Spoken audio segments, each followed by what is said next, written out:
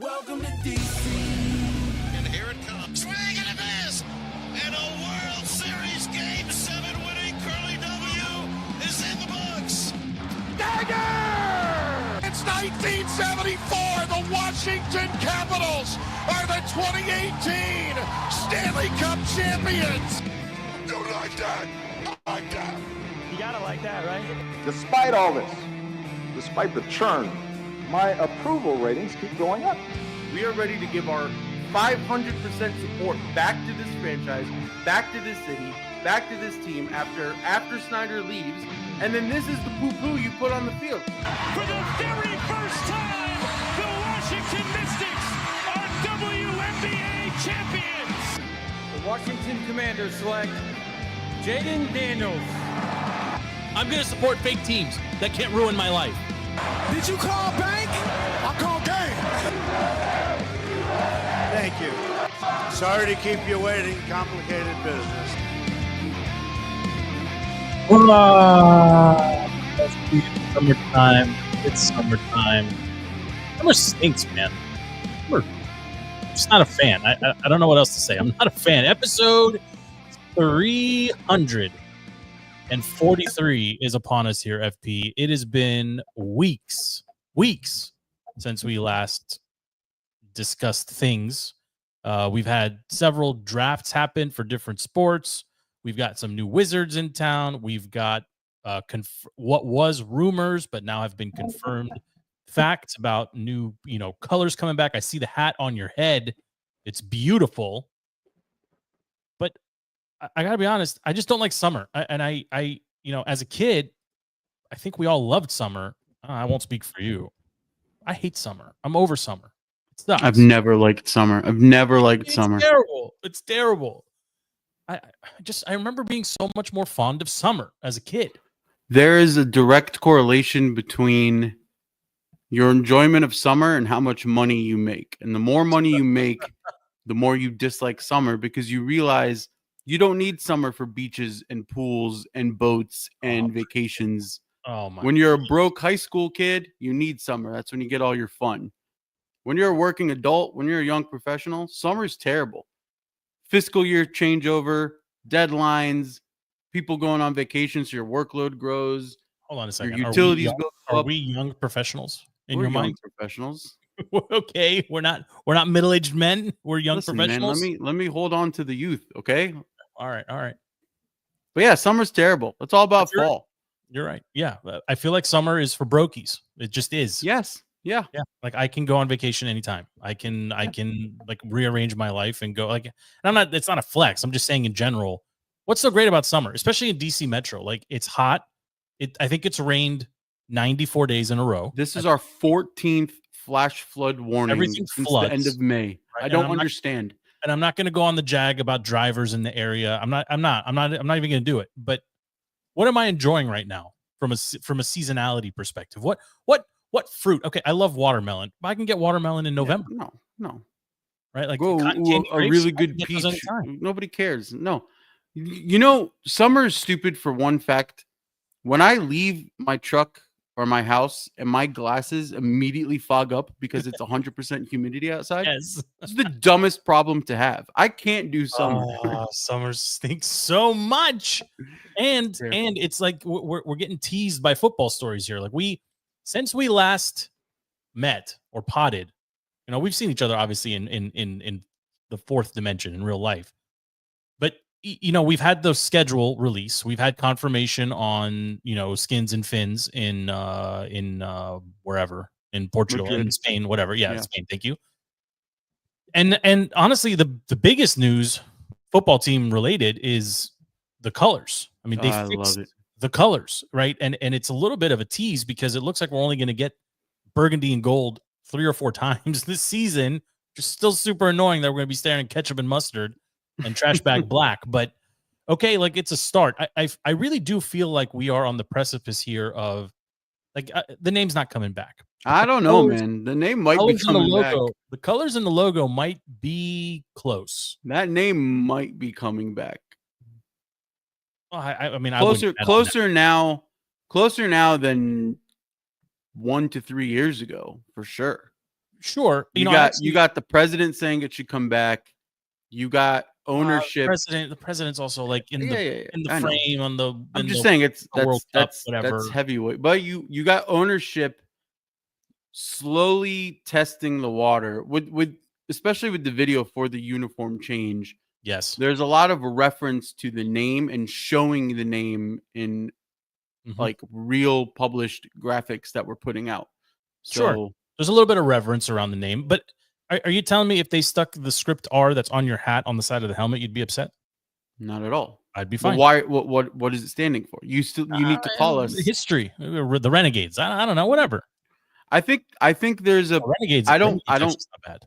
I don't think it's coming back, but I think there is a path forward where it could come back, and it all depends on will it or will it not cost the NFL money. And if Harris can go to the commissioner and be like, listen, we got a good team. We got a top 5 quarterback in the NFL that was just announced today. We are back to being a big market, and social landscaping has changed. I don't think it's going to cost the NFL money. If anything, it might bring in money. It could happen. That's an interesting point, because the combination of Jaden Daniels, the deep postseason run, and the potential for the legacy uniforms and name plus RFK. I mean, I feel like jersey sales would skyrocket. I mean, if it's just on numbers, right, and you're parking all of the, all the gotcha politics and everything surrounding the name Redskins, if it's just numbers, I think the merch would outsell Commanders gear. I mean, maybe not even 2-1, maybe 3 or 4-1.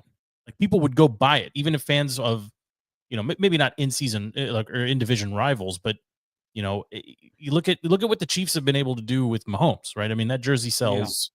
Doesn't matter which variant. I mean, I really don't want to go on this, Jack, right? But why can Kansas City have, the Arrowhead chop and the big? Well, your boy Trey mentioned it on his show.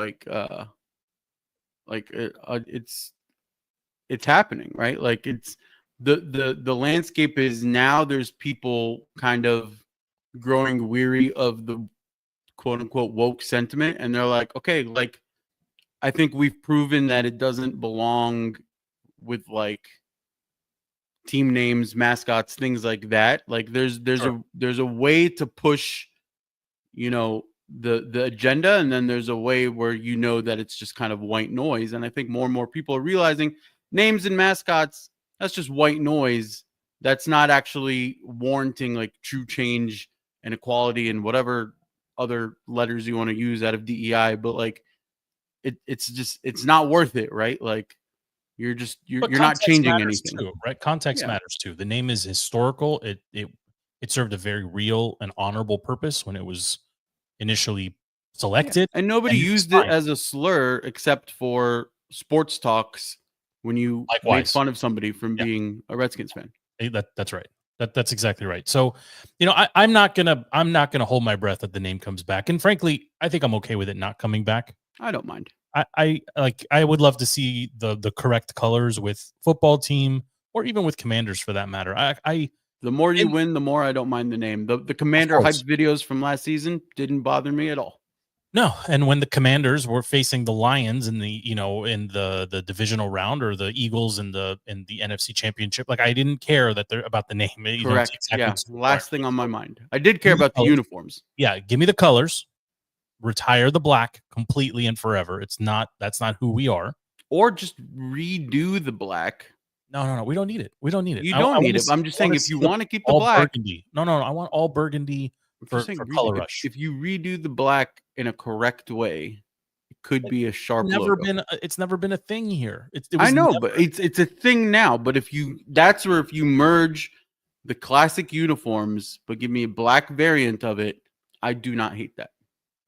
I think you're on an island there, but okay, I'm not going to argue with you about it, right? But give me the actual colors, and they're getting. It just feels like they're inching closer and closer. I mean, I had to change my pants immediately when I saw. I saw. I was all I've been saying for however many episodes now is I just want a burgundy helmet with a gold face mask. 200 of 343. I just give me the gold I'm face not mask. big on the and a matte. I stripe. know you're big on the matte. I don't like the matte finish. Semi-gloss. What does that mean? What is that? What are you talking about? It still has a shine to it. It's just not full shiny. Okay, not full shiny. I like what they're doing here, right? One notable absentee. Man. You know, you want to talk about that for a second here? Let's do it. Let's hit it.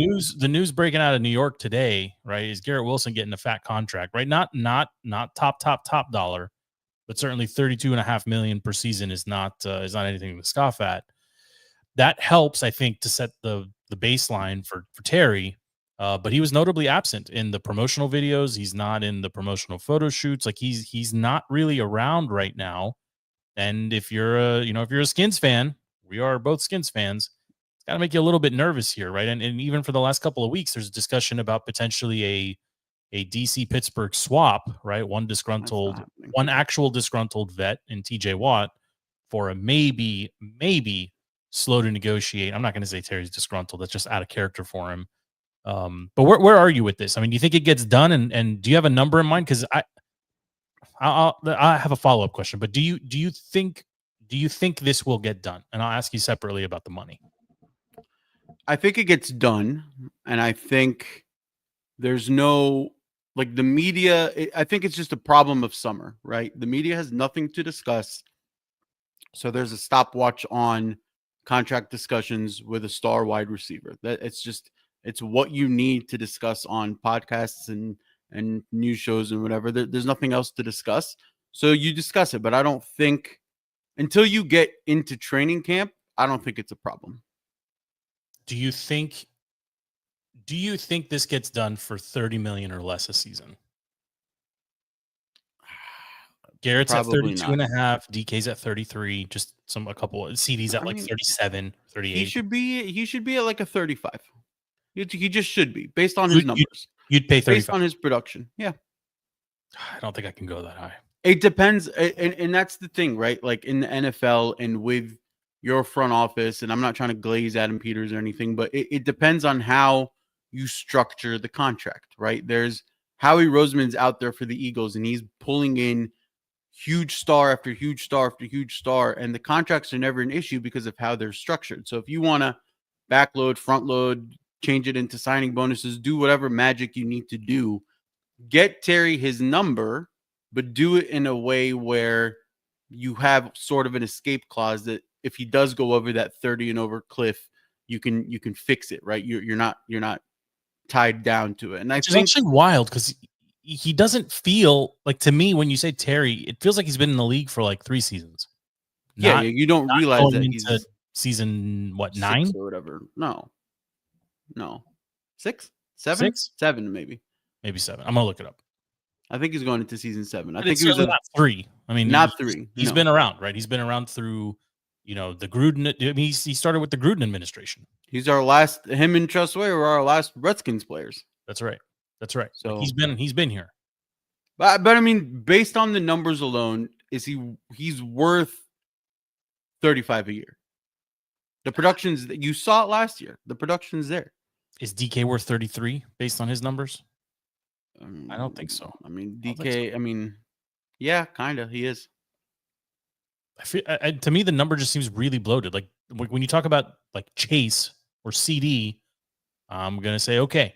Like these guys are the top. But Jaden targeting Terry, it was a hit every time. That's what you got with Jaden, or that's what you got with Chase, and that's what you got with CD. That's what you get with Justin. Like, so like you got the same essential expectation and production. If they don't get him signed, I don't hate a 1-for-1 All-Star TJ Watt for Terry trade. Yeah, I do not hate it. Pro Bowler. Yeah, I mean, I don't hate it. TJ Watt is a tremendous upgrade. I think you win if that is the case. But the other way to look at that is if you think you can afford to lose Terry because you brought on Debo, and I'm high on Debo. I don't believe in the overweight and the slow and all the stuff that happened. So I got to admit, the first photo that came out, he looked slow and chunky.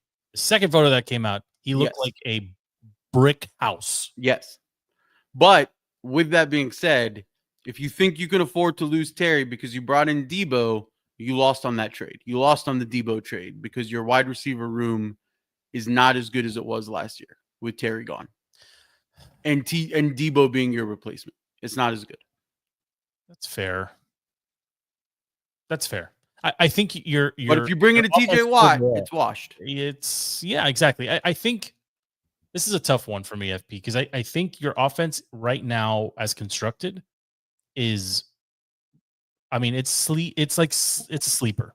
Like there's real potential, and I think I said this, towards right after they signed Debo. I think I was saying, if you use him the way Redskins of old used someone like Chris Cooley. Mm-hmm.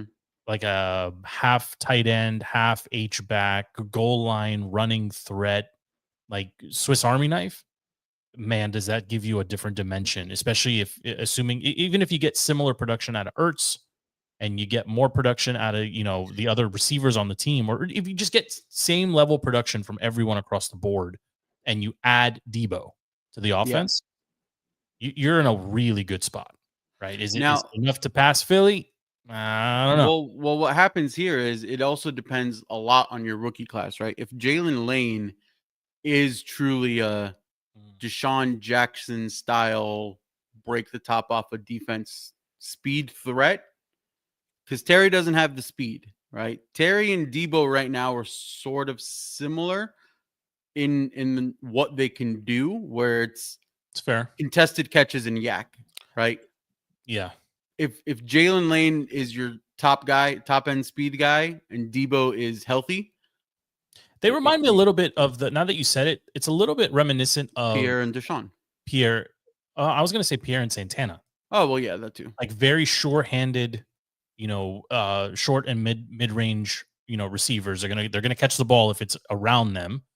But especially later in Santana's career, like he wasn't going to outrun everybody the way he did in his prime. But still a lot of value to an offense, For right? sure. To be able to get 7, 8, 10 yards downfield, turn, catch, and fall over, or get a couple yards after carry. After the catch. So like it's interesting, right? And I like that analysis too. The rookies are going to make a difference here. They just huge are. difference.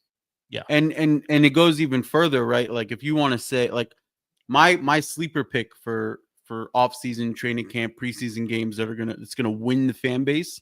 It's what's his face? JCM, the running back. Krosky Merritt. Krosky Merritt is his Krosky Merritt. I think he's gonna be, I mean, he's a 7th round pick, but I think he could have like Isaiah Pacheco results regular season. Because he's that fast one-cut running back. And if he does that, you don't necessarily have to rely on Eckler so much. And then B-Rob's in a contract year, so I'm pretty sure B-Rob's gonna go all out and probably get really good productivity, especially behind a much better O-line. But if you can suddenly become like a real monster running game with Debo included in that running game, what they couldn't do, kind of don't need the Terry.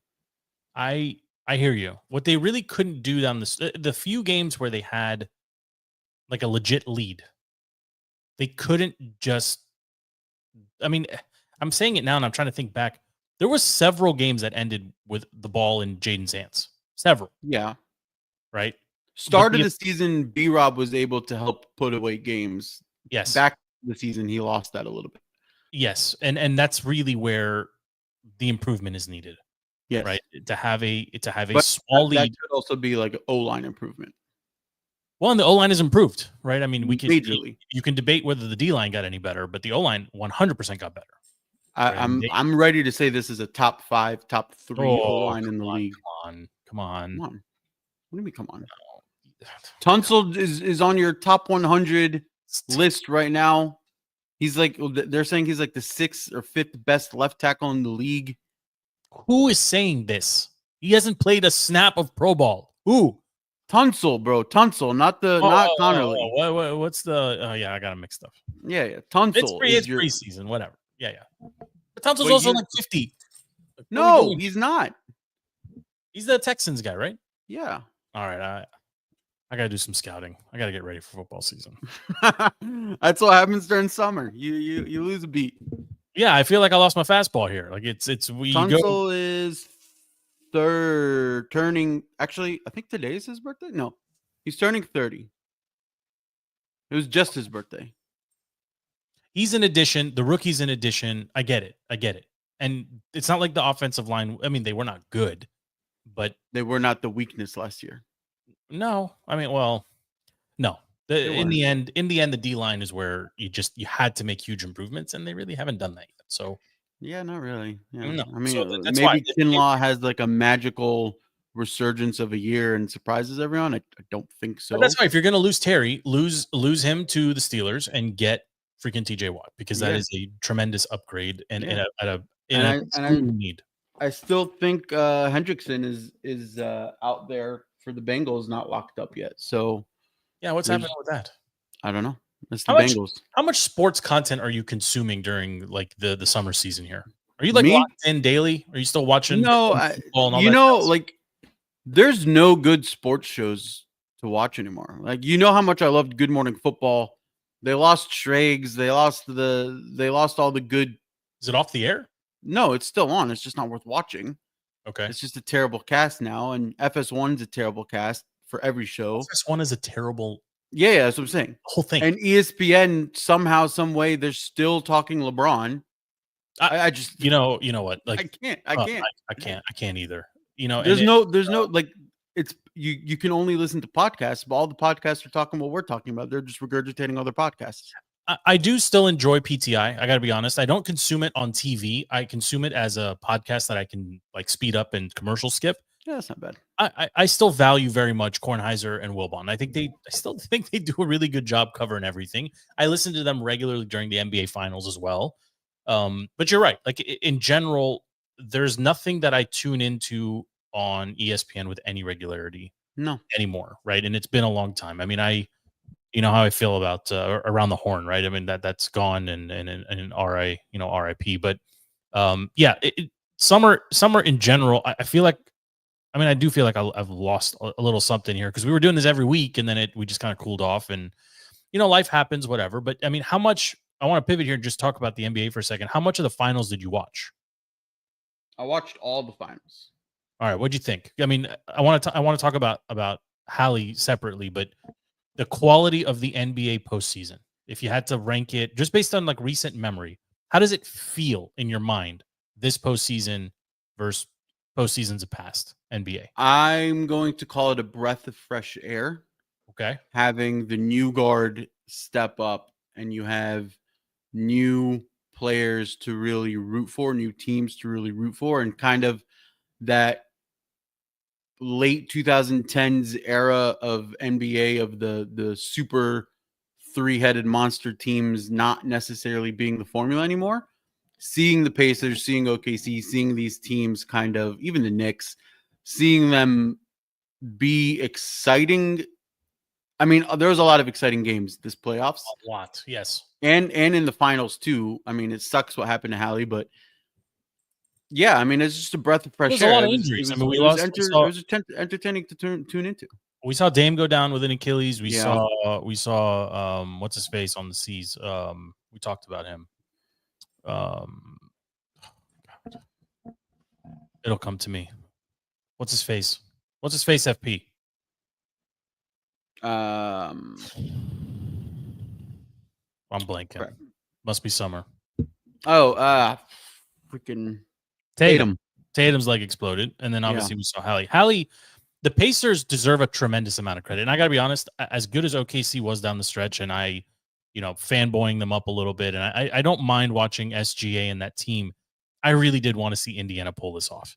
I just did. Their story, their unbelievable, super remarkable postseason run, winning games they had no business even being in. I mean, they were down consistently by 9+ points in the final 2 minutes of 4 different games, 3 of which were clinch games, and they came back, elimination games, and they came back and won them all. Like they kind of mirrored the Cardiac Commanders, right? And they kept finding ways to win. Yeah.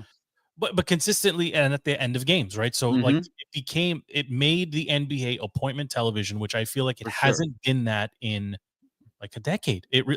at least going back to the bubble. Like nobody watched the bubble. Nobody watched the bubble. Like maybe we tuned in because at the time I think it was Jimmy Butler that was rumored to be doing stuff with Rachel Nichols Shakira, or whatever in the bubble. Rachel Nichols, yeah. Yeah. So like there was off season or off court stuff, but it was the best postseason, NBA postseason I can recall in a long time. And the finals were, they were okay. Like they weren't tremendous. Right? I mean, we saw a comeback in game 1 and in game 3. I think 2 and 4 were blowouts. There wasn't any big blowouts. Just the last, just 7 actually. Just the last one, yeah. That's what happens when you lose your guy. If you're in Hallie's spot and you're playing with calf tendonitis, which is basically now a confirmed precursor for you're about to tear your Achilles. Do you play in game 7 or do you sit it out? Only if it's a game 7 and only if it's the finals. If it's game 7 of a earlier round, no. Only game 7, only the finals. I think I agree with you there. I think this is a scenario where you're like, this is it. Like there is no next game. The unfortunate part though is obviously he did end up tearing his Achilles, and it changes the dynamic of the East Coast, the Eastern Conference completely, right? Like are the Celtics gonna keep a bloated payroll with Tatum missing all of next season? I think the answer is no. Are the Bucks gonna hold on to their aging pieces with Dame missing all of next season? I think the answer is no. And like if you're Giannis is gone. Sure. Oh, I'm saying like there's no incentive to re-sign him. You're not going to compete with only Giannis. And if you're the Pacers, for as good as you did, are you Can you be that great without Hallie? No. No. So you've got your three of your top 5 teams, let's say in the East Coast, basically selling right now. And you've got teams like the Trailblazers who finished 10th and out of the playoffs in the West, basically pulling trades and doing whatever they can just to get into the playoffs. So like for such a long time, the power dynamic was the Western Conference was the dominant conference. I think we're literally about to see like a stretch run here where it's all West. Yeah. Well, that's the biggest thing, right? So as weak as the East is, if you are Hallie, if you are Tatum, if you are Dame, if you are any of these injured guys, there's no rush to come back in October. You could try to come back All-Star break. No, you can't. It's not. I was saying, like, if the East is so weak that if your team is somewhat competitive and hovering around 500, you got a team here in Washington that may be the beneficiary of three contending teams not being very good next season. You would go from 9 in the rankings up to 6 by de facto. I mean, you're 7. I think you're flirting with the playoffs by default. By the play-in, we don't have to talk about the Wizards here ad nauseum, but what they've done this offseason has been very good. There's really good chemistry during the summer league. Yes, Alex Sard just recorded a near quadruple double with 8 blocks in a summer league game. Like that doesn't happen. And I think they drafted. I mean, he's not the best player in the draft, but Trey Johnson's going to be a stud. Yeah, he is. You did as good as you could do at 6. Yes. I think you did. Well, I mean, you could debate who they really wanted at that position, and I think Utah and it kind of pulled a fast one, and whatever. But I really like what they did with the draft. I like what they did in the draft. I like what they've done in free agency. Like the core of this team is intact. Bub is excited, right? He's not competing with anybody for minutes. They got rid of Jordan Poole. It's a little interesting to see that they actually traded Poole away. I felt like they were going to be stuck with that contract, and they had really invested in making him the face of the team. I'm happy he's gone. Pool parties. I mean, I don't care in the end, like whatever. But a team like the Wiz could be the secret beneficiary here or the sleeper beneficiary of some of the better teams just not being competitive because their studs are down. I mean, Indiana's not going to win 45 games without Halliburton. It's not going to happen. Right? Yeah, I mean, Trey was what? He was 58% field goal percentage, 21 points in like his first summer league game. Like he came out really strong. I mean, he made them open. Yeah, did you see what he made them open the gym? And he didn't. They were like, we're going to go to the practice facility. He's like, no, I'm not playing. I'm not shooting in the practice facility. Right. Like, open Capital I One love that for me. Yes. And after he said that, Bub came in and joined him on day 2, and then Alex Sarr came in. Like they were all the team was in early, and it's we can debate whether that's a good thing or a bad thing that the rookies being the one that's driving this, but he was ready to start shooting. And honestly, the defense with Sarr and Bub, like I think it's going to be exciting to watch all season. We were joking, right? We said like we could be the OKC of the Eastern Conference. We could be the Pacers of the Eastern Conference too, right? Like you've got some good pieces here, right? Like the Pacers exploded competitively when they added Siakam, like a vet who could really hold that locker room together. I think they might have that now, but we'll see. Like I'm excited. Like it's if worst case scenario, they improve a little bit, but all the young guys get a ton. Like from a statistical perspective or a wins losses, they get a little bit better. But Bub gets another 82 games under his belt at running the point without competing for minutes. That's a huge win for the Wiz, right? Like just let these guys develop and see what you got. One more season down the road, and they still got a ton of draft picks too. FB, like I like what they're doing. Yeah, I mean they're definitely going down the right path. I'm very, very, very happy that Kelly Olynyk was here for 15 seconds and left. I did not ever want to see him in a Wizards uniform. Never. It hurt my soul even seeing like mock like photoshopped pictures of him wearing the Wizards. Like not allowed. The trauma he gave me. 2017. Get out of it. I'm very happy he's not. No, here. Get that mouth breather out of it. No. Goodbye. Good riddance. See you later. Are you following what's happening with the Nats? I know the home run derby's happening and this and that. Any immediate reaction to Rizzo getting canned? My immediate reaction, and it was before I tuned in and listened to everybody and heard Stevie, is doing it before the draft was very odd timing. And I think after you hear like he did it because he wasn't gonna can Davey or whatever, and he's like a man of honor, and then you start listening a little bit more, and you're like, his analysts and the guys that are doing the pre-draft comps and all of that, they're still in the building. They know what they're gonna do. You can make your peace with it, but Rizzo's he's a staple, right? He was a staple in DC. Kind of sucks that you lose him because I think Stevie said it, like he's going to go to another team and probably immediately turn them around and immediately hoist up another trophy. That's what he does, right? So like, if you're expecting anything less, I don't know what to tell you. Like that's what he's going to do. I am surprised though, right? Like the Lerners have been trying to sell the team, whether openly or not openly, for the better part of 5 seasons now. And this is not something you do. Like this doesn't exude confidence and stability. Right, like Rizzo would have been a selling factor, I feel, for a legit buyer. Like if you're Teddy Leonsis and you're still considering, you're still flirting behind the scenes, like you would want to make that call again. Very similar to what the Redskins did, what Josh did, right? Like you don't want to inherit or purchase something that's got nothing in place, right? And you've offloaded meaningful players and salaries. You keep. I mean, Rizzo. Look at his track record here, and I want to pick Stevie's brain on this.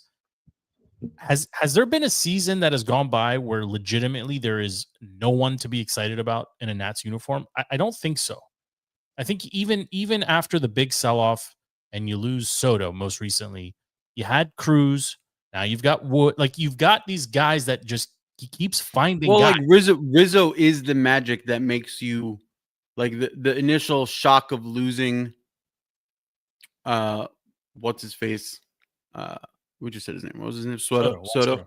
The shock of losing him, Rizzo's the one that makes that bearable because way sooner than later, you're seeing return on investments and the guys that he got in all of those trades.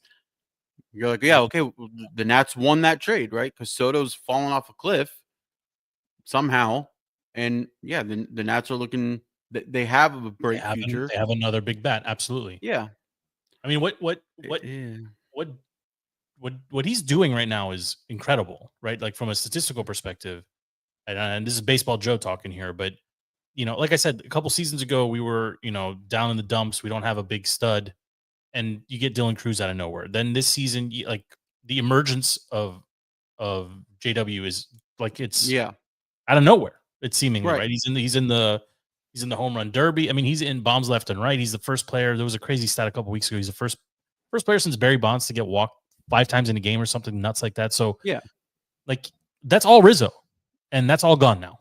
Like now you've got whoever is in whichever learner is in charge of making draft, selections. Well, yeah, the hope is that you bring it's twofold, right? Who's going to come to the Nats to replace Rizzo? Oh, who's going to come here as a free agent without Rizzo? No, who's going to come? Who? Unless you're going to go get Theo Epstein. Nobody's coming to the Nats as long as they know that they're not spending money, right? You're just the Oakland A's of the East. You're not spending money. Right, but unless you have a GM in place, that's what I'm saying. No GM's coming because that GM's going to know except Theo. They're not getting money. Apparently they're flirting with Theo. Yeah, I mean he's built winning teams in New York and in Chicago, but either with money or analytics, and we don't do either. So we don't do. What are you going to do? I mean, they're dead last. Also, you can't build a team on hopes and dreams. Yeah, it's true too. The Redskins tried that for 20 years. Yeah, too, but we're back to where we started. Yeah, I mean it's it's an interesting time. Meanwhile, one more pivot here. The Defenders win the UFL championship. How much of that did you follow, or any? Did you follow any of it? Do you know what I'm talking about? I followed it. I didn't really care. I cared enough to know that we're essentially a UFL dynasty. Yeah. I mean, the team, there's not a single player that's good enough to make an NFL roster right now on the DC Defenders, but they did win the league championship, and they did it in a dominant fashion. I mean, I think it speaks more to, it's a more testament to the coaching and the staff keeping everybody healthy and keeping everybody focused than it is to and it hurts to say it like that, but like the league is equally on par, like with everybody else. Like there's more parity, I would argue, amongst 8 UFL teams or 6 or 4 or however many UFL teams than there is across 32 NFL teams. That's just my opinion. Right. And I think because of the way you're constrained with your spending and the way the draft worked, and the league is so new that you're looking at like a rental car lot, and you're saying there's parity between Hyundai Elantras and Honda Civics. Sure, but that's why I'm saying it's because the league is so young, and it was basically just a full-on expansion draft for all of the teams. Like there's just more. It's more coaching and scheme than it is. For sure, yeah, it's that's what I'm trying to get at. There's no superstars that are making the games. Yeah, but hey, DC's title town. I mean, it's another title, right? I don't have a sounder for them in the thing, but we've got. I mean, who hasn't? I mean, the Wizards will never, but who hasn't won something at this point, right? I think it's only the Wiz. Fair, yeah. Right. Everybody else has won something. Yeah. The Wiz might be second closest though, after the Skins. Might be. Well, I think that would be an interesting conversation. I mean, I think they're second closest. Maybe the Caps. I think the Caps belong in number 2. I mean, that they didn't fall off that much. No, I don't think they repeat the magic of this season next year. I need to think about that one. Like, which DC team is closest and furthest from a title? I think Nats are furthest. Just because you don't have the money on the roster, and you need the money on the roster. Okay. They're also in season and in last place, so they're technically the furthest. Wizards are tied with everyone else in the Eastern Conference right now at 0 wins and 0 losses right now. Sure. I would say the Wiz have more. You see, but that's the thing. You can't say the Wiz have more upside than the Nats. So I don't know how you put it. I think you can. They're younger. They've got a full season of their stars playing together. They are way below the salary cap. They're also very questionable at coaching. They have a solid front office, though. Like Dawkins. Solid front office, yeah. Right? Like they had an excellent draft. And, I think the Wizards. And I guess coaching is the least important position in the NBA.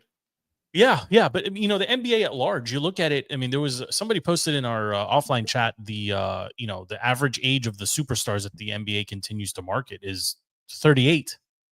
Like we are one season away from losing them all. Steph Curry's about to turn 39. Like he's not young himself.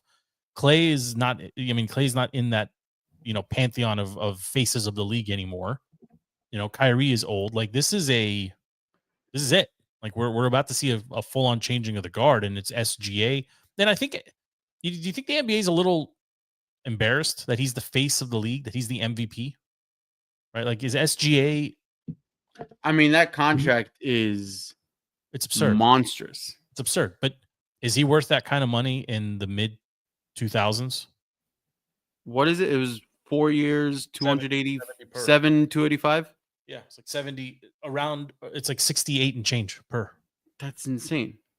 Yeah, I mean, I'm sorry, he's not worth that. He's worth it in today's NBA. He's not worth it in the 90s. Like if you pick up, if you take SGA and drop him into 2007 or 2006, like peak Kobe, peak LeBron, No. peak Dwayne, No. Older Shaq, like that era league, is he? I mean, no. That's the piece that I'm always wrestling with. Hey, I'll take it back to the Achilles thing. Dame popped his Achilles, carted off the court. Tatum popped his Achilles, smashing the ground, like pain, wheelchair off the court. Hallie, same thing. And I feel bad for all those guys. Kobe walked it off. Shot 2 free throws. Like we will never, ever see that again. Yeah. Who in the modern grit and the strength of the 90s and the early 2000s is unmatched. In him in particular. That's why everybody, like, I can't.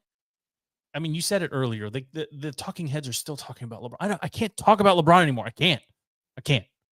He is not in the same class as the rest of these guys. He's just not. He's not. And you look he's walking around with Birkin purses and skinny jeans. I mean, come on. With a book that he's always on page 3 of every book, right? I mean, it's the. Yeah, we can't end with LeBron talk. I refuse. I don't want to. Well, have you been watching anything? I watched both soccer tournaments. Surprisingly, I think I was actually thoroughly entertained with the Gold Cup. Okay. More than FIFA the World Cup. Oh yeah, the FIFA World Cup or whatever. Okay. It was entertaining. They got to get the FIFA. They got to get them out of football stadiums and these big stadiums. It's not the right. It's not the right out. Like it's not the right venue. No, I think you got to use the big football stadiums. No, it's just. I want us to use like I made the joke. I was like, if you could have Lane Stadium where the Hokies play, host a World Cup game, and you have the entire stadium shaking to enter the Sandman, that would be epic. But then one of our friends was like, "Yeah, but the problem is Blacksburg can't handle World Cup traffic." In the big house in Michigan, they can't handle it either. Yeah, I mean, you're limited to some extent. Yeah, I don't know. But it would be like the venues are there. They're just not internationally ready. Or tourist in some cases, right? Yeah. Right? They're in college towns, right? Like Alabama can host a game of football, like a football game, but where are you going to stick everybody? Exactly. And what are they going to do? Right? Like it's not like they're you just drink Natty Light. I mean, I admittedly I didn't watch a ton of either tournament. A lot of travel and just generally not a ton of interest. I did watch the final, the Chelsea and PSG. So shocking, actually, to see that. I mean, I think everybody in our chat was on PSG. I think. I mean, Chelsea barely cracked the top 6 or 4 in the EPL, and then they just tore through everybody in the FIFA World Cup.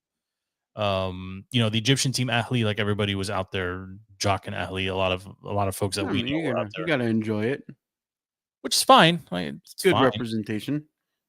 Well, they lost by an average of 4, so in every match they played. So I don't know how good of a representation that is for Africa, for Egypt, or for African soccer, but whatever. It was fine. It was fine. But again, like for some reason, I'm very disinterested in sports this summer. And you wouldn't be if you watched F1. Well, I don't know if that's a sport. I mean, goodness, it is. We're not going to get into the debate. We had a big debate. Is golf a sport? Is there any defense? No, but there's skill.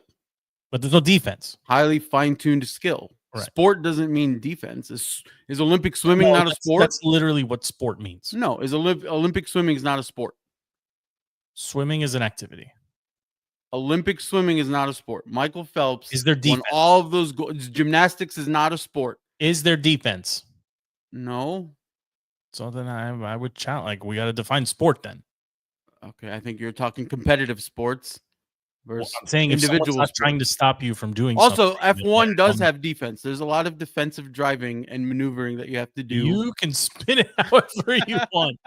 The only thing I'm interested from an F1 perspective is the picture from the AI picture I sent you of potentially Egypt or Cairo hosting. That would be so cool. That if you would have be an awesome. F1 race with the pyramids in the background, that's Pyramids and the epic. Sphinx and the beaches and the whatever and That the would Sahara. be amazing. That would be amazing. That would be something, right? Like, take them up to the North Coast and they can zigzag around like Sahel. Yeah, okay. Like, I could. But I need you to understand how much racing are you consuming on a weekly basis at this point? I'm watching all of it, every race, intimately. What do you? Okay, what? I'm not picking. I told you this. Your fascination with EPL, it is the same storylines, drama, and everything, but in a race car. Okay, so give me the number, the what teams, is the top dynamics, storyline right now in F1 racing. What's Horner being fired from Red Bull? Who is that? He was the president CEO of Red Bull Racing, right? Okay, team principal. Why was he fired? I mean, last year there was a sexting scandal about him, and they tried to sweep it under the rug. And this year they have arguably the best driver, Max Verstappen, not in the records this year, but on the grid entirely. He's your most talented driver, and they're not performing with him, so they made a change. But getting rid of Horner after 20 seasons, they didn't fire the driver; they fired the owner. The driver is great. It would be the equivalent of who fires the owner of a team? The shareholders, the board.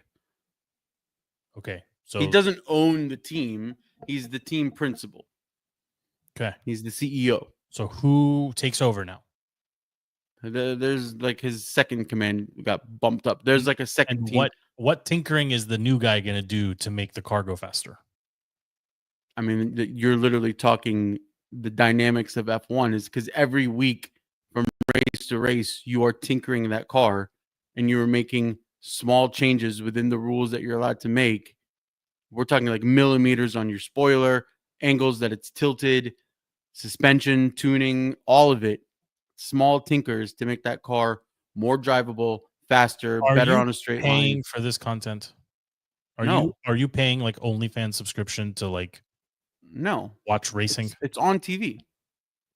No, but ESPN carries every race. But I feel like you're paying. Are you paying to like watch like from the driver's view or something? No, that's also free. Okay. It's fascinating. I'm telling you, it's fascinating. Getting rid of Horner after 20 years is the equivalent of getting rid of Phil Jackson. I can't believe we're doing this. I mean, it's your turn to take it. I have to listen to so much baseball and MLS talk from LP. Go ahead. The floor is yours. No, I'm done. I'm done. This week in F1, as they drive left and right and fast, the owner was fired because the car was not moving fast enough, and the driver said, "Hey, can you just you just start streaming the Netflix show about it, and then after watching 6 seasons, when you're fascinated with it, come talk to me." I'm revisiting some classic stuff on Netflix right now. I'm revisiting Animal. I'm watching Scandal. I finished Animal Kingdom, and I don't understand Smurf's character, like progressively over the seasons. Especially in the latter seasons, I remember just like skipping flashback Smurf. I can't. I don't care. She is the main character I care about the least in any show I remember watching. Yeah, but flashback Smurf is hot. Maybe the first once or twice, but I mean, every episode, like half of the episode, is some origin story that you don't really care about. I'll take the hot flashback Smurf origin story over weird gay surfer sex. So that's interesting. Darren, who as weird gay surfer sex, he does a great job in the show The Waterfront. Have you checked that out yet? I started the first episode, but I got distracted. But I didn't hate it. Very well acted show. You know, it's not a smart show, and I know how that sounds. It's the type of thing that you can like. They spoon feed you everything that's happening. Mm-hmm. So there's no like, wait, I missed something. It's not a Game of Thrones level show. It's pretty good though. If you haven't, I would watch it. I would watch it. It's drug running in a boat in New Orleans or something. What is it?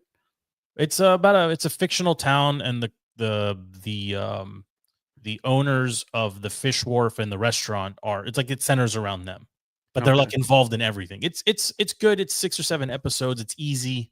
It's a good. I'll watch it. I'll check it out. I just started rebinging Scandal. Like the ABC show. Yeah. We got a question in here. Why aren't F1 drivers small like hey, all right, here you go. We have a racing expert here.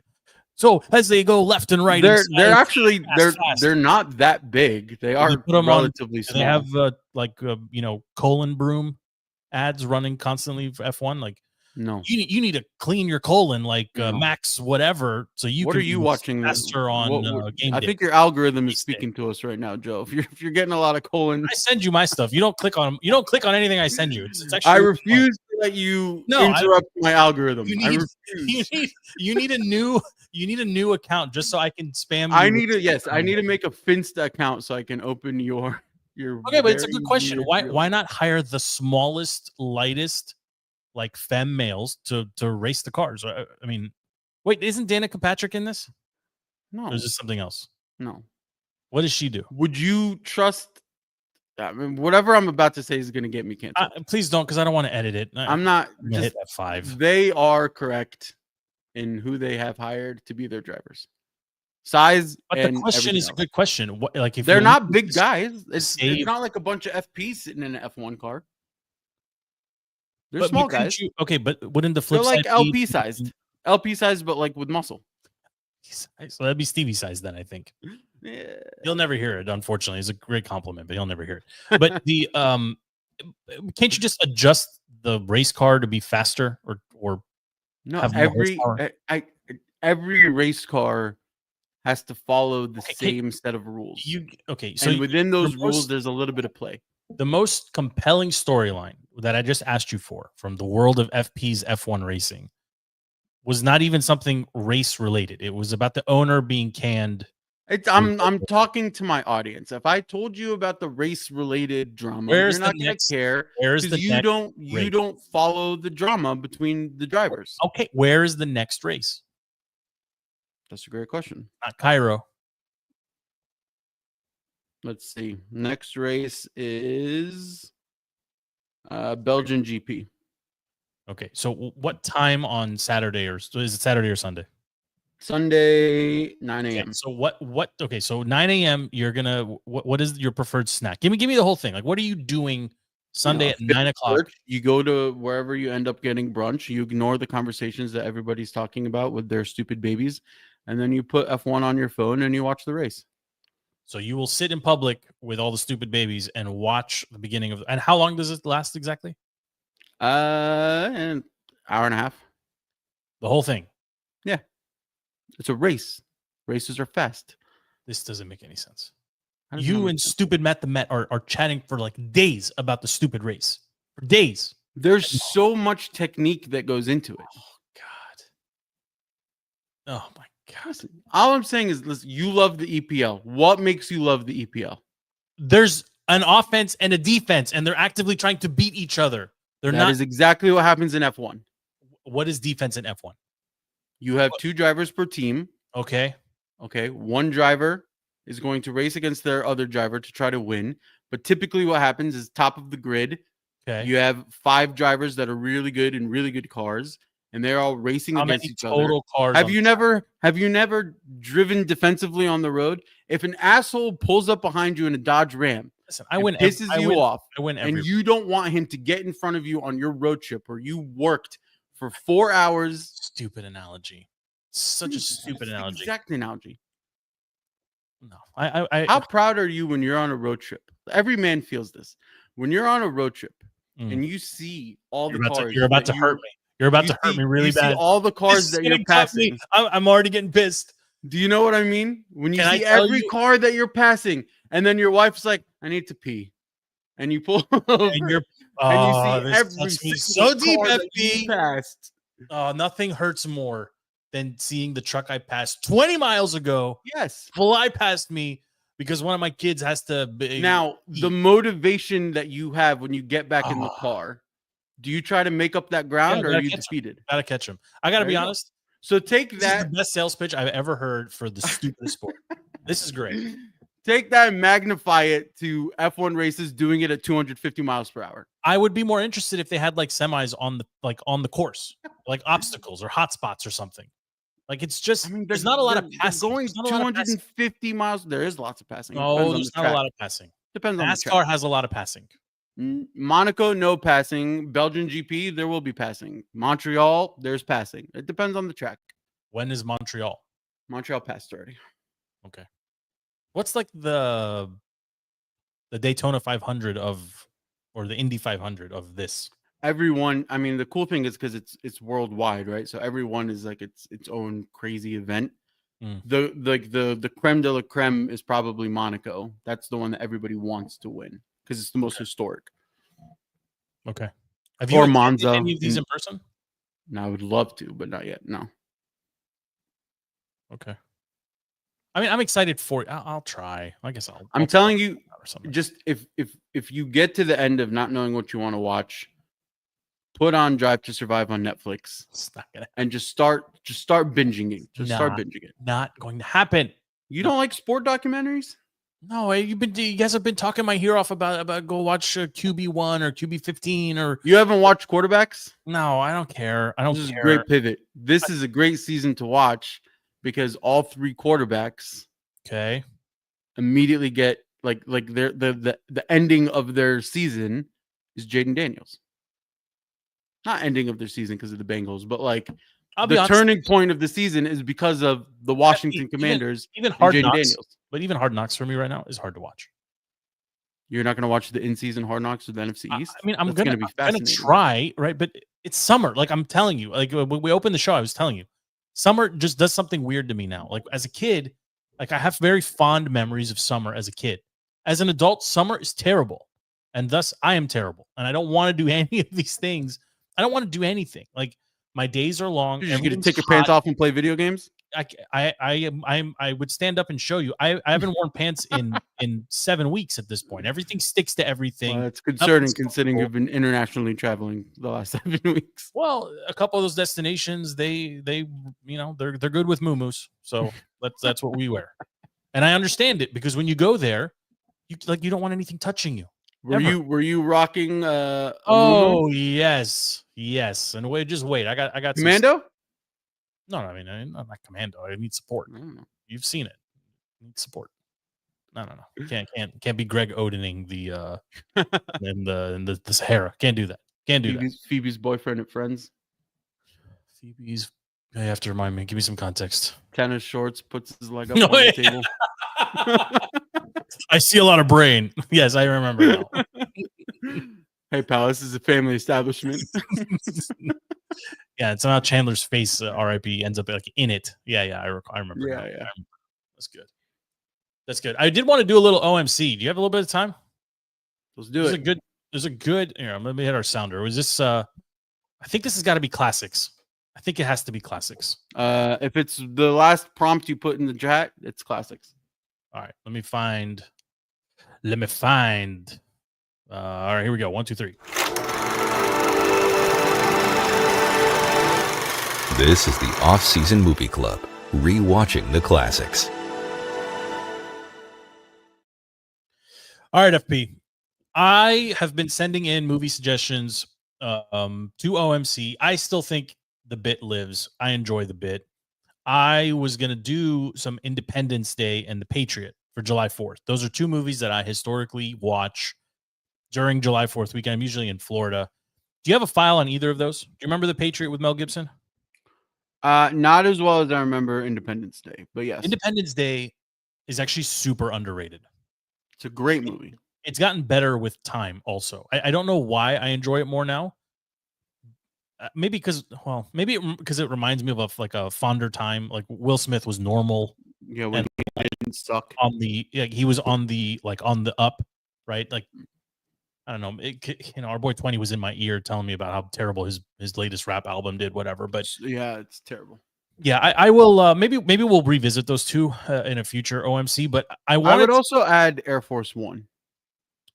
It's not necessarily July 4th, but it's so patriotic towards the end. Well, the thing that spurred the conversation is like there are Christmas movies, there are Easter movies. Like there's holiday appropriate movies basically for every holiday. I really struggled to pull like non-documentaries or mockumentaries or historical whatever for 4th of July specific movies. Like one of the diehards came up, Live Free or Die Hard or whatever. I think that was it. Then obviously Independence Day, which is like so overtly in your face, July 4th. The Patriot, of course, is July 4th. I mean, does anything else I'm sure there's a list somewhere, but is there anything else just like comes to mind immediately for July 4th? It's not a huge list. Born on the 4th of July. It's a Tom Cruise movie. Okay. That's it. Like there's not a ton. That's what I'm saying. Air Force One's got to be up there. It's just super patriotic. The Harrison Ford one, right? Yeah. Get off my plane. Yeah. Yeah. Well done. Yeah. Born on the 4th of July. It's just interesting to think, like, I don't know. For me, it's Independence Day and it's in the Patriot. Like those two just always kind of come up. But Team America. I suppose, yes. But okay, on this OMC, this was a topic that's been brought up. It's classics related, and we had the Fast 15 announcement from Fat Vin Diesel a couple weeks ago. Yeah. About the next installment or the second half of Fast 10, which is the conclusion of the Fast saga and family and all the fun, and we all poked at it. Apparently, he's going to be reunited somehow with Brian. No idea how they're going to pull that off. I'm pretty sure that just means Vin Diesel dies. That's interesting. I actually, of all the scenarios I'd played out, that's the one I hadn't thought of. But that would be fitting and appropriate, and hopefully that's the way it goes. They do promise to bring it back to street racing. They promise to bring it back to LA. Maybe there won't be any flying cars. Maybe there won't be any trips to outer space. So, like when you start talking about the Fast saga, right? 6, 7, 8, 9, and 10.1 are the worst half of the series. Do you disagree with me there? No. Okay. You are correct. Yes. So just focusing on the first 5 installments of the Fast franchise. Which alone is the dumbest statement ever. But yes. It's a loaded statement. Yes. But 20 and I got into like a heated back and forth, putting them in order of best to worst. And I realize some people are rolling their eyes and don't care. The Fast and Furious, for people in my general age demo, I feel like, and in many ways, we grew up with this movie and this series. June of 2001 is when the original came out. I vividly remember who I was with, which I will not share, the car I was driving, which I will not share, and what we did afterwards, which I will not share. I remember all of these. Yes. It's ingrained in us. It's just there. So do you have an order for these, for the first 5 of the Fast 10 saga family, #family? I do have an order. Okay. And it goes off plot strength. And it's 4, 1, 5, 3, 2. 4 is the best? Yes. You're so stupid. You don't believe that. 4 is fantastic. 4 is okay. It's the best of the 5? The first 5? Yeah. Or give it to me again. 4, 1, 5. 4 is the drug tunnels. La Magra. 3, 2. Yeah. La Magra. Or is that Blade? That might be Blade. 5 is Brazil. 5 for me is the best of those bunch. That is the most complete actual movie. That's what I'm saying. Plot wise, it is terrible. That's when you start getting into. You got the bad guy from James Bond, and you got the Brazil and the stuff. It's great. You can't go in a high speed chase with a giant ass vault. Change the back of 2 Chargers. We need 2 precision drivers driving pace model. 4 is the best. 4 is the best plot because that's when manuals that they never came with. That's where you get the Paul Walker back. 4 was a real movie. Yes. 4 was like an actual movie. It's not La Magra. I think La Magra is from Blade. I think that's the Are Steven you trying Dorff to talk about like the guy's name? Yeah, like the fake bad guy who was actually the bad guy, but he wasn't the bad guy. He's the guy that hired them. Whatever. Yeah, 4. That's 4. The tunnels the and drug the cartel one. Yeah. Yeah, we get Letty also, I think, coming back from the dead in 4. Letty dies in 4. But then That's what Oh, brings yeah, Vin that's Diesel what- back. We also get a great Vin Diesel scene where he goes to the shop and then Holds an engine. holds an entire engine block Yes. with his one hand. Yeah. Okay. So, 4 is a good movie. What was the next one on your list? 1. Okay. 1 is a classic. 1 sets the tone for the entire series. 1 was actually about street racing, which none of the other ones. But 1 also had like the subplot, the police work. You enjoy that. It's a good storyline. But it also had Ja Rule, which I didn't. Yeah, enjoy. I mean, poorly executed because they had no budget. And it had the bad guy from James Bond with his and they had Hector pushing 3 Honda Civics. With 3 spoon engines. Spoon engines. What the hell's a spoon engine? It's 25 years. Nobody knows what a spoon engine is. Yeah. Race Wars. Yeah. Which is awesome. And then you go 5. Okay. And then the biggest debate is, hold on. Tokyo Drift better than Too Fast, Too Furious? So you're going 4, 1, 5. Yes. Tokyo Drift is 3. And then Too Fast, Too Furious. 3 has none of the original cast members except for a 1 second blip of Vin at the end. At the end in his Charger. Yes. Well, technically you have what's his face? Asian guy. Han. But he's introduced in this. He's introduced in it, yes. Yeah. Okay. 2 so 3 seems to me like it's the outlier of the bunch. Like it doesn't fit. For sure it's the outlier. Yeah. But it's better than Too Fast, Too Furious. So, okay, I'm going to challenge you on this. I think you're misremembering both how good and how bad Too Fast, Too Furious is. No, you get Ludacris with the big hair and the remember. electronic specialty. Right. We get Tyrese with his big head. Mm-hmm. Right. Every 2 seconds he's walking around, I'm hungry. We're hungry. Yeah. Right. Like that stuck out throughout the entire. Forget about it, cuh. Worst line. Because the worst line in all 10 in all of Hollywood. Okay. It's so bad. And your boy 20 was like, he's not saying cousin Joe. I was like, what is he saying? Cuh. He's saying cuh. Because apparently this is according to our pal 20. He's shorthanding cousin. No, apparently, which is what the entire world except he believes. He spent 30 minutes trying to convince me that because the Bloods and the Crips don't say bruh or bruv or bruh. They don't pronounce the B because they're not Bloods. They replace it with C because they're Crips. So apparently it's a nod to that. That's his ridiculous fan theory of why Brian's character, when they're walking around with the big saggy shorts. Okay, yes, it is about it's affiliated with the Crips. It doesn't fit in the stupid movie. The scene in where Paul Walker says it, there's no one wearing red, there's no one wearing blue, there's no gang plot line. It's just a white guy shorthanding the word cousin to his black friend. So bad. Forget about it, cuh. It's so bad. That line alone drops it down. I would also submit that it had the worst cars. Yes, worst hero cars. Absolutely. Yeah. Nobody ever. Purple Mitsubishi Eclipse with chrome wheels. Yes. And green WRX or whatever. No, they were both Mitsus. Mitsu had the exclusive rights on the hero cars. That's why we had them. Impreza, you're right. It was an STI. No, it wasn't. It wasn't a Subaru. No, it was a Lancer. It was a Lancer Evo. Oh, 8.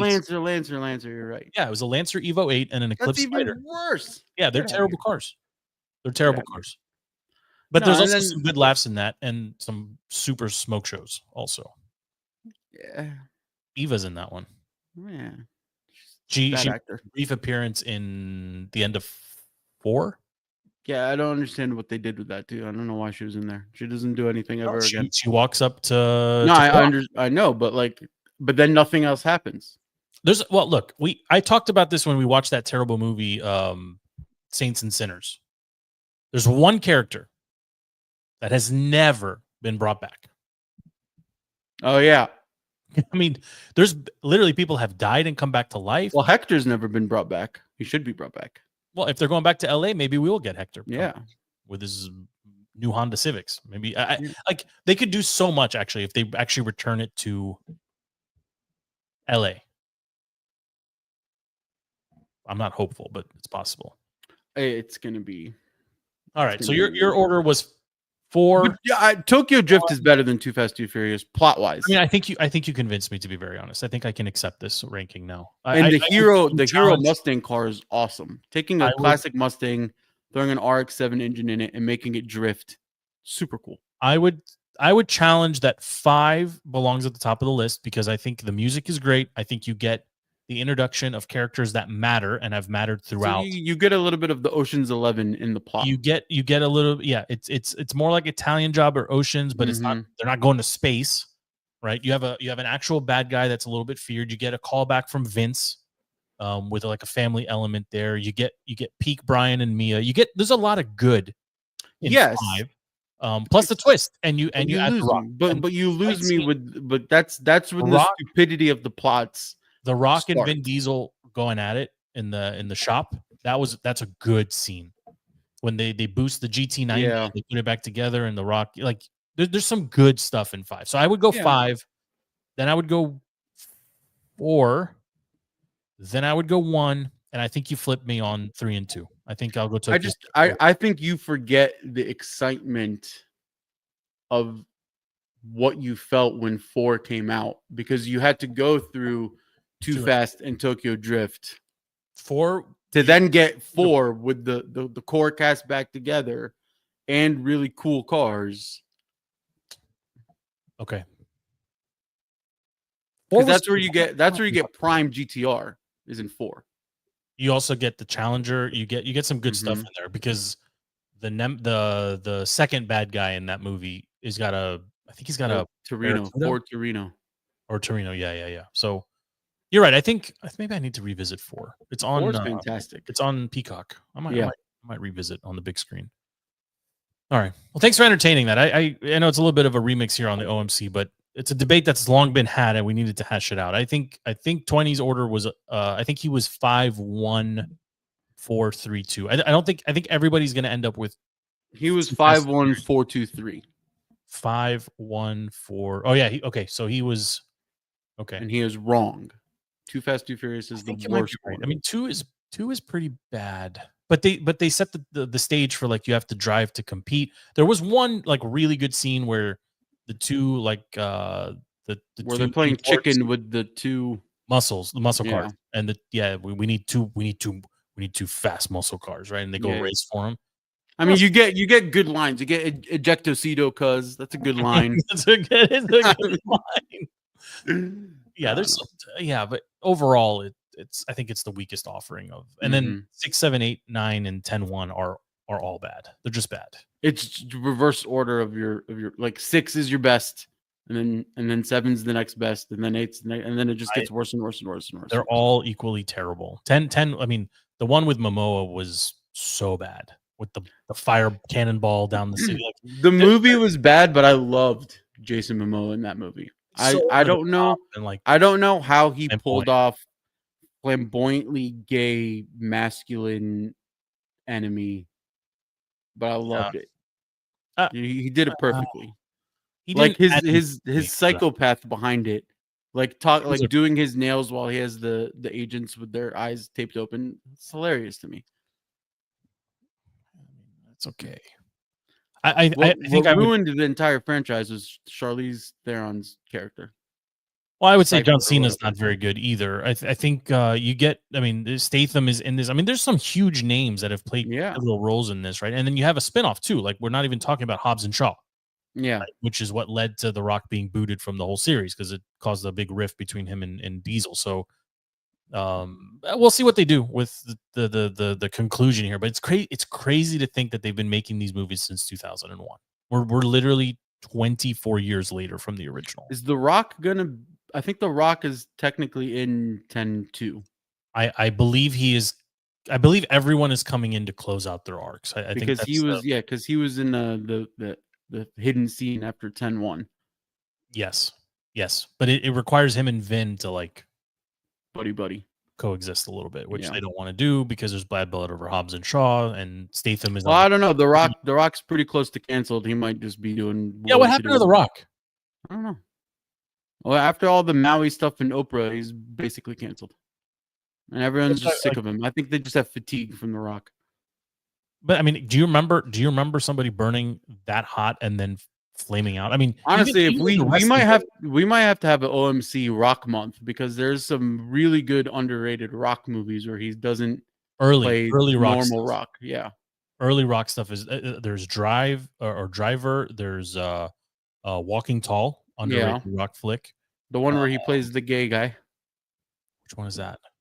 The California one. I'm not familiar with that one. I mean, he's really good in The Scorpion King. I mean, that's a real movie. Yeah. Scorpion King was good. But before he got like huge, like size wise. But he's also got a lot of stinkers. A lot. Yeah. Pacifier. I didn't mind San Andreas. Baywatch. Baywatch was terrible. Oh, what's his face in Baywatch? Have you seen his face? Zac Efron's face? I don't know what's photoshopped or not photoshopped, because some pictures he looks completely normal. He does not look normal. There's some Photoshop, not photo, but you're pretty close to boomer that can't tell the difference between AI and not AI photos. I hate you. Just so we're on the same page. What is Get Smart? Get Smart. Oh yeah, Get Smart was good. Yeah. Get Smart was good. He's also done some real acting in some of those movies too. Yes. I mean, I don't know if I could do a whole Rock month. Maybe we each pick one, and we just knock them out. Yeah. Like 1 week, boom, done. All right, I can do it. I miss OMC. It's a good segment. Are we ever gonna get Andy back? I know Andy just rage quit on us twice, actually. Yeah. And he doesn't even want to do regular sport podcasts anymore. It's summer. It's summer. I'm sure he's just sitting at home being annoyed with the humidity and the rain, and just it doesn't put you in a broadcast mood. You know, like think back to like November, right? You got a hot toddy or a little hot chocolate on your desk. It's Tuesday. We're talking about the NFL top 5. I've never had a Tuesday hot chocolate before. I'm gonna start. Okay. Yeah, hot chocolates with FP Tuesday nights. Hot chocolate Tuesdays. I'm in. Yeah, well, it seems so far away. It seems so far away, but we also have football this month. So I think the last day of the month. Yes. Right. Last Friday of July. July 31st. You have football. Thursday. I mean, we'll take it. Okay. The Hall of Fame game. Who's playing? Couldn't tell you. Doesn't matter. Yeah, we'll watch the first half of the first quarter. Mm-hmm. And then we'll tune out. Yes. Sound about right? That's exactly what's going to happen. Yeah. All right, FP. Anything to plug? Anything you want to say as we close the show? Yeah. If you are going to be taking flights and traveling this summer, don't order the coffee, because apparently there's a report that came out that they don't replace the standing water tanks on planes that often, and that's where all the bacteria is. So if you order tea or coffee, you're just drinking cups of bacteria. There's your friendly reminder to drink sodas and booze when you're on vacation. Thank you so much, FP. That's a wonderful public service. I'm going to clip that, and we'll run it at the beginning of the show too. Thank you so much. My name is Joe. The show is DTC. The cold dark, the summer winter is upon us. So we'll be back. It could be next week. Could be 3 weeks from now. Could be to break down the schedule at the and fantasy drafts. I have no idea when we'll be back, but it was good to get this show in the bank. 343 is in the books. FP, thank you for making time. The show is DTC, available wherever you get your podcasts. Check us out. There's an entire back catalog. The show is free. Click any episode and hit play. I promise you will laugh and enjoy. Till next time.